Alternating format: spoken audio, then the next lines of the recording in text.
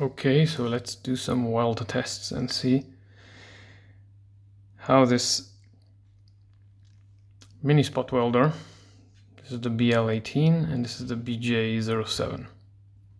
I wanted to do a little follow-up just to show with a new 3S LiPo battery I got, specifically for this, how this thing behaves. I will just cut a little bit this strip. These are 0.15 millimeter nickel strips. Actually, they come exactly from this battery. These are just test batteries, and they're pretty thick here too. Okay, so this is a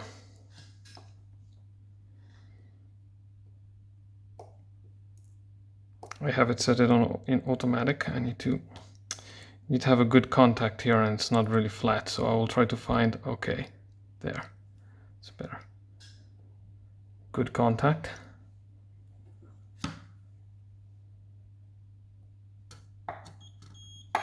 Okay, as you can see, that was very powerful. This thing is not joking around.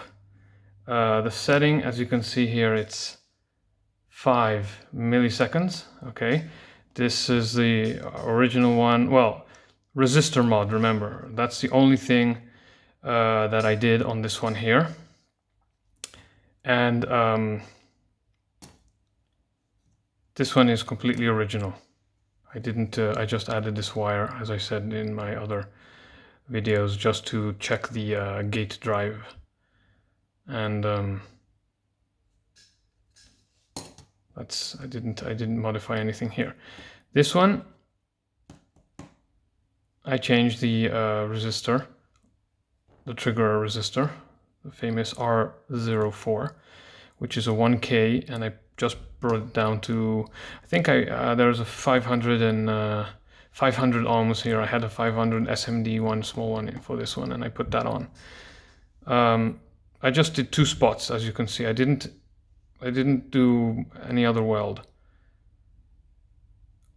The thing is that when this welds on a clean surface, just with 5 milliseconds on a 0.15 millimeter strip, I mean, it's, as I said, I did some tests and I had to rip them off, and it still won't remove the welded part.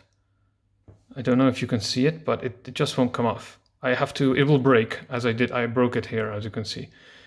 I just did 2 on purpose because otherwise I just can't get it off. It's incredibly strong. I don't know. It's so I don't know.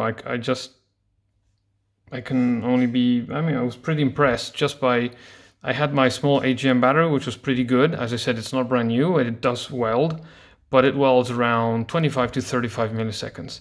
Luckily, when I got this battery, I tried immediately starting very low, always do that. And I will also show you here the connection wires. I actually cut them in half, as you can see. And that greatly increased the power of this thing.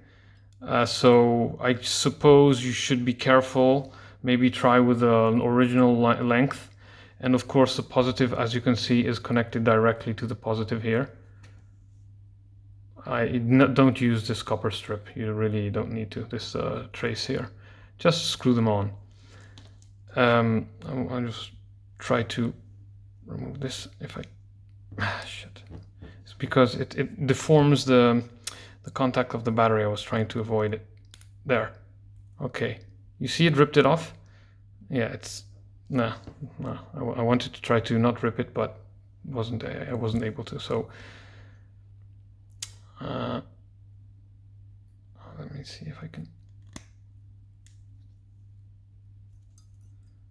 like remove. Okay.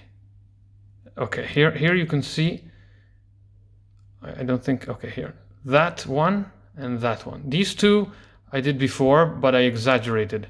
and it ripped off. These I did now. I actually put 5 milliseconds, and this is one spot. I don't know if you can see it, and this is another spot.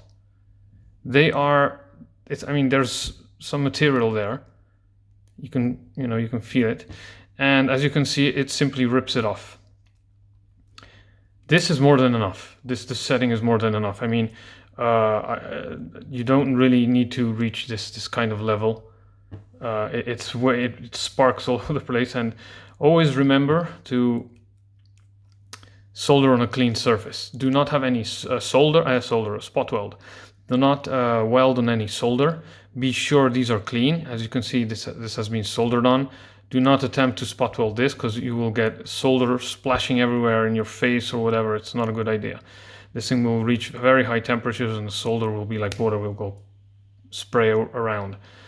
And also, as I said, when you weld, keep the contacts good. If you have any gap, that will make a hole and you're gonna weaken the weld. It has to be strong and good contact. I mean, not overly strong, of course, but you have to have a nice flat surface. For example, I don't think I will be welding on this again, because as you see, I bent it. I was trying to remove it and it was too strong and it got ruined. Here, as you can see also, I did more tests here and it was sparking all over the place, and I managed to rip it off. This was with the other battery, not with this one. Anyhow, this is they both behave. This Wise Maple one, which I reviewed in the last video, also works pretty well, and it has only 4 MOSs. Okay, this one reaches maximum 30 milliseconds, which is way too much. Anyhow, if I use this one with my other battery, with my AGM, let's say small battery, and the original cable length, which is here, this is the original cable length, and this is the one. Okay, wait, unplug it because better.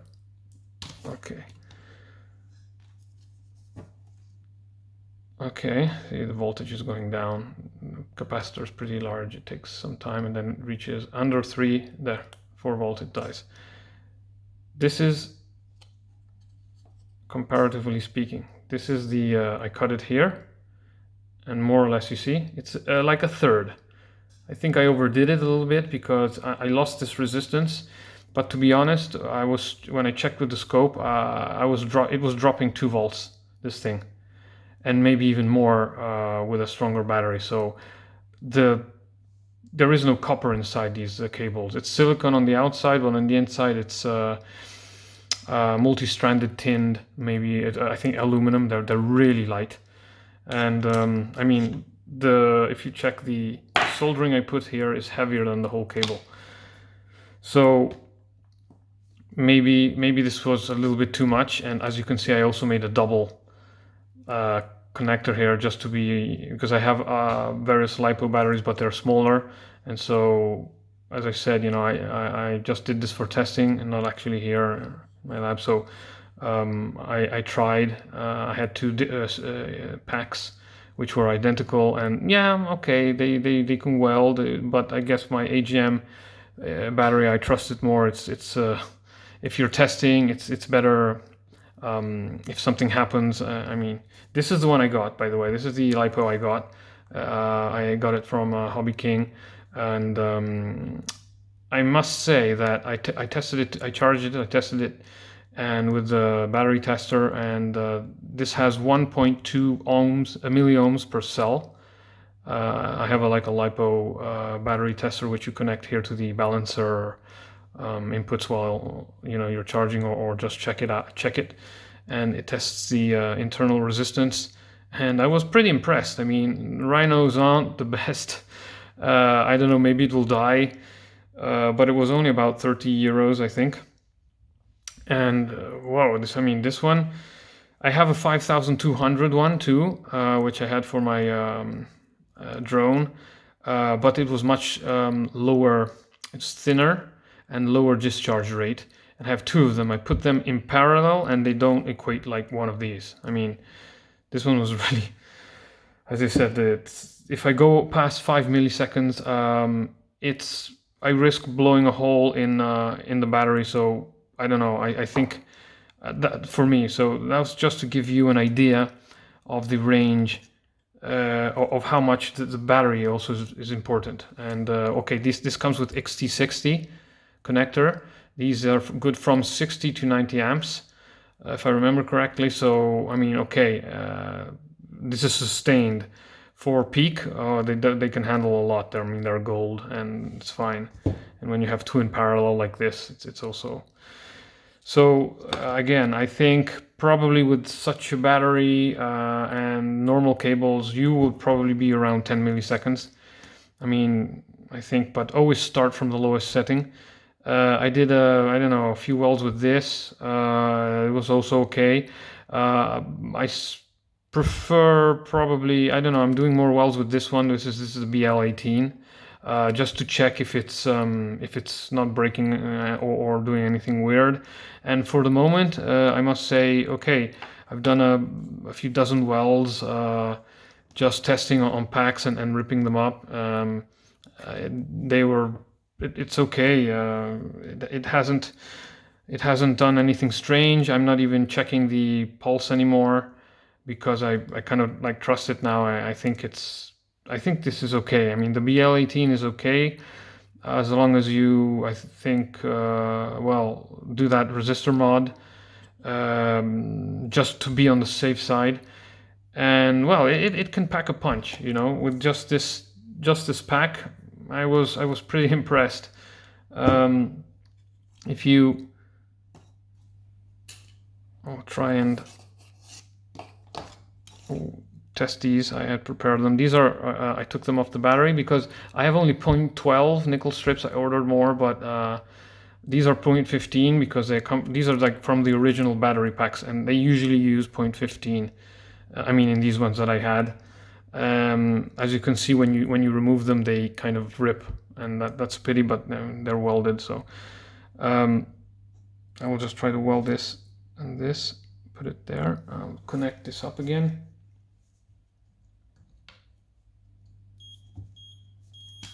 Oh yeah, and by the way, the switch is, I bypassed it. Just don't use the switch, solder it over. It's safer. Okay, this is always 5 milliseconds. I hope you, okay. I'm gonna try and press a bit. Oh wait, I need to put, of course, auto because this defaults to manual, which is a good idea. Okay, as you can see, this is 5 milliseconds. It's very rare not to get any sparks, and this is just 2 welds. I mean, it was 1 weld, 2 spots, and okay, let's see if you can see them, right? Yeah, I think you can see them. Now I will try to remove them with my. As you can see, the surface is very flat. I'll try to kind of like pull it off here. If I can get in under it.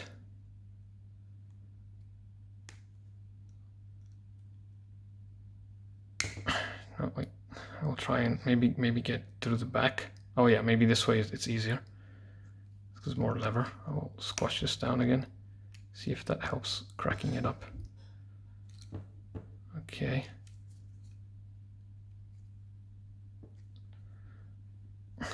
It's hard because these pliers don't have the lines here because these are electronics pliers to not ruin, you know, contacts. Okay, I will try and rip it. Unfortunately, I have only 1 pair.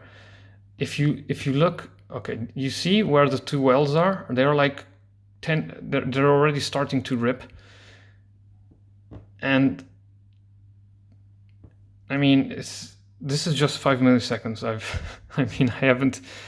This battery, I'm a little bit starting to be afraid of it because if something happens, it will melt down everything. That's why I'm always kind of, you know, I'm more towards the AGM batteries because these little, well, it's not so little, but you know, the energy density in LiPos it's terrible. I mean, it's very high, and when they're new, don't know if I just wanted to show you the, you see the 2 spot welds? That's all. I didn't do, I mean, that's all there is. And even pulling, unfortunately, I don't have, just maybe, okay, right, I managed. Oh no, it broke. Ah. Let's see. You see? You see the little points there? That's just the material that fused. I mean, this is pretty much what you're looking for. Not looking for any exaggerated discoloration. As I said, the 0.15 are thicker and don't discolor so much. And this is enough. If you look at where the fold is, you can see the 2 little points where there is material coming from this point here. You see them? 1, 2. That's just enough. I tried going to 7, and 7 actually starts making some discoloration, and you get a hole. So I don't know. Maybe it's the cables are too short or something. I'm keeping this on 15, and on the 0.12. I don't know. I have some. I will try and weld them on the batteries.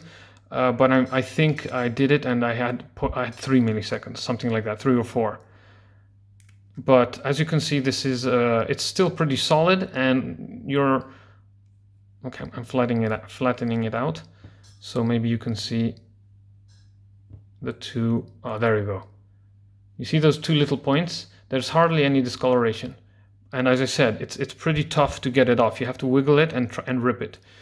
And luckily I didn't rip the, it didn't make a hole, so I was able to detach it. If you can wiggle it and break the bond in the middle, it's, people, I mean, some say, well, it's not really welded properly, etc., etc. But trust me, when it's on a flat like this on a battery, you're not bending it, right? It's going like this. The energy, and you do 4 of them, the energy required to break that, you're going to break the battery before. And if you look at, oh, I don't think I have them. Well, on the original, maybe here. I have some here. These are original welds. I removed them. These are not my welds. If you can see, there is a little bit of material and there is no discoloration. It's very, very similar to what I get on those clips. Yeah, here I soldered, so I can't use this anymore. And yeah. As you can see on these batteries, on these ones, they only had 2 welds, which was more than enough. You see, there's very little material here, and it was fine. I mean, I wiggled it off and just a little rip, and that's all that remained. Well, as I said, just, we can try again. Clean surface, flat.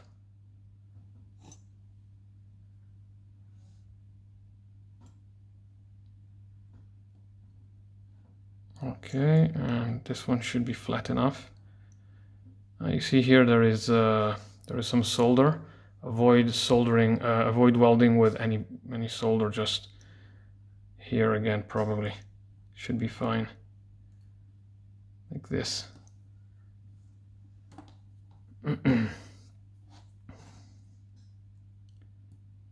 Try to make 2 welds again, and these I used a file just to round them. I don't know if you can see it.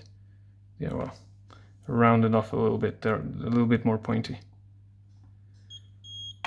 Okay, I'm pressing down, not so much, and the dent here is actually the weld. You get these 2 little points and practically no discoloration, practically. And you can, I mean, if you hold it like this, bend it, it won't detach. You have to actually bend it, as I showed you before, and rock it with something. I'll try to detach it again and see if it comes off cleanly or rips, but it should come off cleanly. If you go like this, a little bit, yeah, there it is, there it goes, there. And maybe here you can see again the 2 little points. You see, here, one there and one there. Wait, you see them? One there and one there. That is a little bit of the material from the nickel plating from this other one, which you can see a little bit better here, you see?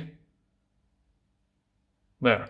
You can go up to a little bit more, as I said, 7, but then you get the result that I showed you. It kind of like rips and it sparks way too much, and I don't know, I don't want stuff flying around here, but I think that 5 with this setup is more than enough. So the BL18, which I'm testing, I'm doing these tests with, same with my Arduino version, but okay, they're the same. I mean, that one just has 4 MOSFETs because one broke, but the performance is the same milliseconds, same performance with the same cables. As I said, a little bit longer cable. If you do many welds and you have those longer cables, they will heat up more. These, after a few welds, these get warm. You can really feel them getting warm. If you do like 5 or 6 welds, like one after the other, this electrode here is getting warm. So as I said, these cables aren't really the best quality, but I think it's necessary to keep at least the electrode cables long, because otherwise there will be way too much current. If you have a very powerful low internal resistance battery, you'll be getting very high peaks, and you probably will be melting stuff instead of completely, you know. Let me try again on a flat, maybe on the back here. This is flat. Let's see if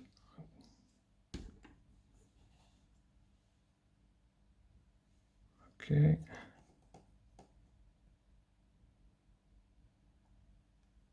It's not completely flat. I'll try maybe on this side here. That's better. Yeah.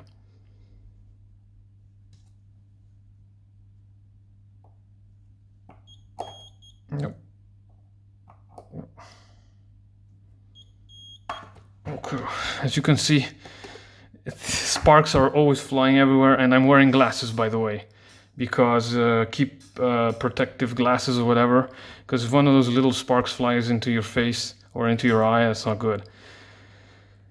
Okay, and that's actually part of the material that is literally exploding because of the high current and increase of heat. And it usually happens when the contact, as I said, is not perfect and there is some residue. And this is just just one spot weld with the 2 electrodes, with 5 milliseconds on a 0.15 millimeter strip. And I mean, as I said, if I want to take this off without breaking it, I will wiggle it up and down slightly, not too much, because otherwise it will crease and it will break it. If you go like this, okay, there, you see, but that took some effort. And if you look, there is a little hole. You see, there's a little hole there. So yeah, well, this made a slight perforation. 2 perforations. They're little, but they're there. So as I said, 5 milliseconds for 0.15 on the battery works fine for me. If you do two couples, it's great. That's what I found. And you don't, and you just get these, as I showed you before, you just get these little residues here. You see, it's not flat here. If you, I don't think you can see it, but that's the amount. 1, 2. You see, it's not slipping. Those little dots there are actually the hole that was made here. Around there is a little bit of there's contact, of course. If you do like 4 of them, that's more than enough. If you want to really kick it up, you can go up to 7 on this one. But I don't know. I mean, if you have this 0.15, if you usually, I mean, I have 0.12, as I said, also, but at the moment here, these are the ones that I, let's say, recovered from the original battery packs, and they are Usually they use 0.15 like this. I mean, for, you know, laptops and small packs, they usually use 0.12, 0.15. These are 0.15. These are all X laptop busted. You see, this is like, this should be a 1.5 amp, and it's actually 896. I just keep them for some testing. Some are actually okay. This is 1360, but anyhow, both of them, this one and the Little Wise Maple, which has only 4 FETs, performance-wise, I must say they behave differently. They behave the same. This one maxes out at 30 milliseconds. Just keep that in mind. If you have a good battery, it's more than enough. More than enough. If you want to have a little bit more headroom, then this one, the BL18 or newer version, CA something, but they always have the BL18 motherboard underneath. Those are more than enough. I mean, they give you up to 99. But if you make a mistake and you forget or you exaggerate with, I don't know, some too long time, as I said, you're gonna blow a hole on the top of your battery. So always test with some. You need to always calibrate it anyhow. Every time you start, I mean, if you have the same battery pack and the same material, the same batteries, okay. But if you're using different nickel strips, maybe different top batteries, because they're not all really the same. The top cap here, some are actually different. The thicknesses, they're not all the same based on the manufacturer. That's a little bit of different specs. Some are a little bit thicker, some are a little bit thinner, from what I've seen. You certainly don't want to blow a hole in the bottom. That's bad. The top, okay, this is not pressurized, it's open because there's the poly switch protection and disconnector inside here, as I said in my other video, and it's pressurized until here. This part is open. What happens is that if the pressure inside here increases too much because it's overcharged or overheated, this little dome will pop up, and there's a contact which will simply just disconnect the positive terminal from this cap. That will then disconnect the battery from the series, the parallel, whatever, and it will exclude it from the series or from the pack. So theoretically, it's protected for any explosion. You can actually reset it. There's a video, but if you use a little toothpick, don't go in here with metal stuff. Use like plastic toothpicks or something that is a little bit blunt, and you creep in and press a little bit down in the center. You can press that dome back down. That's a pressure protection. Then there is the thermal protection, which is a poly switch, and that's it's like a PTC, positive thermal coefficient resistor, meaning that the hotter it gets, the higher the resistance. So if the battery heats up, that will increase in resistance, and it will take the load off the current of the battery, and so the battery won't overheat. If that's let's say it's called a quick protection, and then you have the slow protection, which is the pressure protection, which is the CID. So there are two protections. This is it's law for commercial batteries. I don't know if all the batteries have these protections.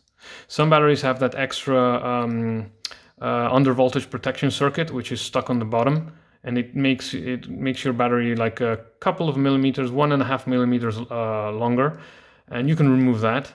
I had it on this battery here. This one is an original NCR here. As you can see, it's actually 3000, but I tested it, it's 3100. These are of course usually batteries are underrated. And it had a cap on the top here and the electronics on the bottom here, which I removed. That's a double spot here. And why? Because sometimes they don't fit properly in devices, so you need to remove them.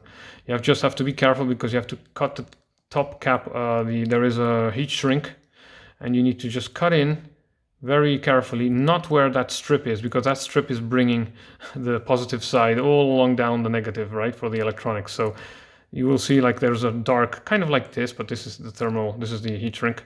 You will see this contact, and you just cut in, lift it up carefully, and then you will see